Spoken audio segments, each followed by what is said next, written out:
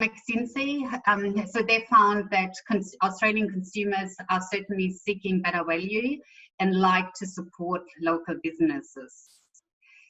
They also like to do businesses with brands that are value focused, that have a clear sort of purpose and a clear why. Those that provide a lot of convenience for the customer. So think about, you know, a really good sort of online customer journey.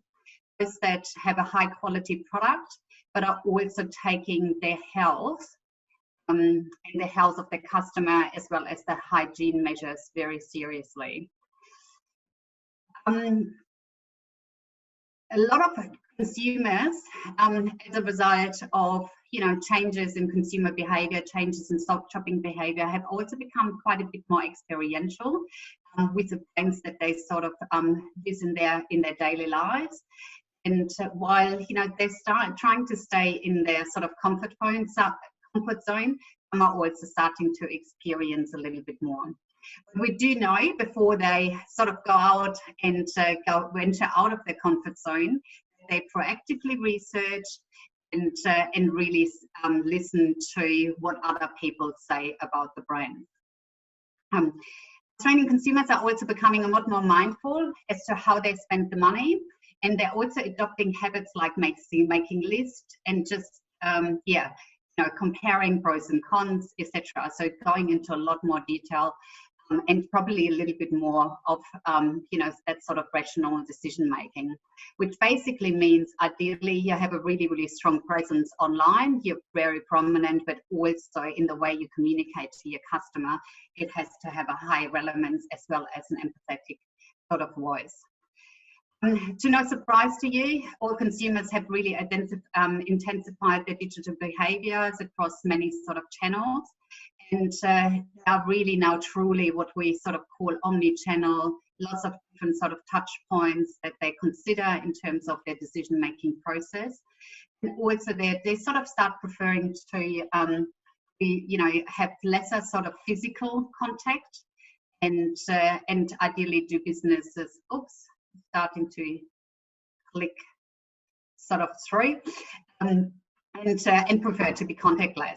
And in terms of, the modes of transport, obviously they prefer individual sort of modes of transport or, using the types of brands where they really feel safe in terms of, the way they, focus on their hygiene measures as well as are focused on the social distancing.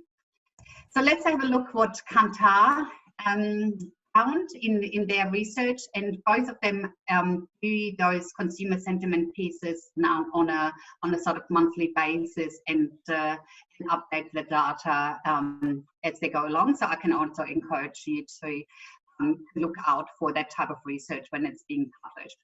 What I really was happy to hear, Australians are resilient, and actually in comparison to the rest of the world, we're sitting in the top 25% in terms of the way we see ourselves and how optimistic they are. Also, 40% of Aussies can't wait to get out and about and travel again. And obviously, for the time being, just within our own sort of neighbourhoods and our own sort of backyards. But once there are potentially travel bubbles, even with other countries such as New Zealand, they certainly do find that quite appealing. So, we've all become a bit more price sensitive.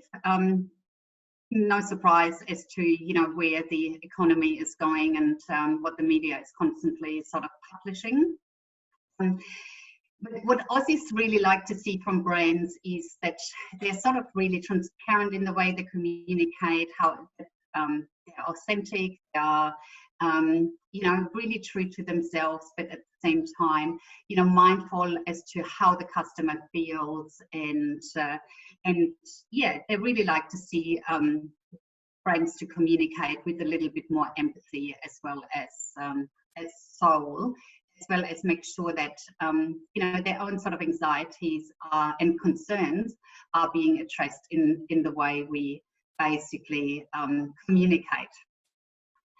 At the same time, don't feel afraid of actually using humor, because everyone is quite happy to see something that makes us smile at the moment. So obviously, sometimes it's about finding that sort of right balance with an empathetic voice, but also having a little bit of humor potentially built into that. It was also good to see that the customers are getting much more comfortable in terms of spending money online, and that's something that we as travel marketers can obviously use to our advantage.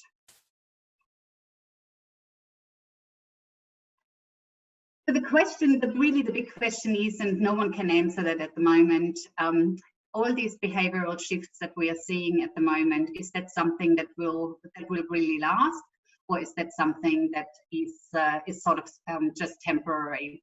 And I guess we won't really know that until really a new sort of economy has sort of set in.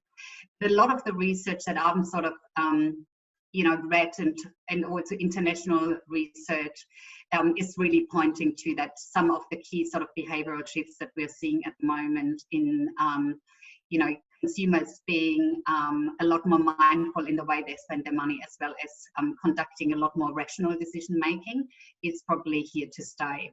But don't forget, the emotions always play a key role as well. So we as marketers, there's one thing that we can really focus on, and the only thing that we really can control at the moment is really going back to the 4 basics of the 4 Ps. So basically your product, price, place and promotions. And when you look at all of the innovations and also some of the examples that I have in the presentation, you will find that this is how brands experiment and also seem to be quite successful in the way they attract as new customers, as well as have existing sort of customers coming back. No matter what you do and where you're going, I can only encourage you to consistently look into, how do the consumer behavior sort of change, and also just listen to your customer and what they are sort of willing to share with you. So that's quite often even the best way to find out how it's going, but then also tap into the research that is available. So one key thing I just wanted to, I'm very big on, customer centricity.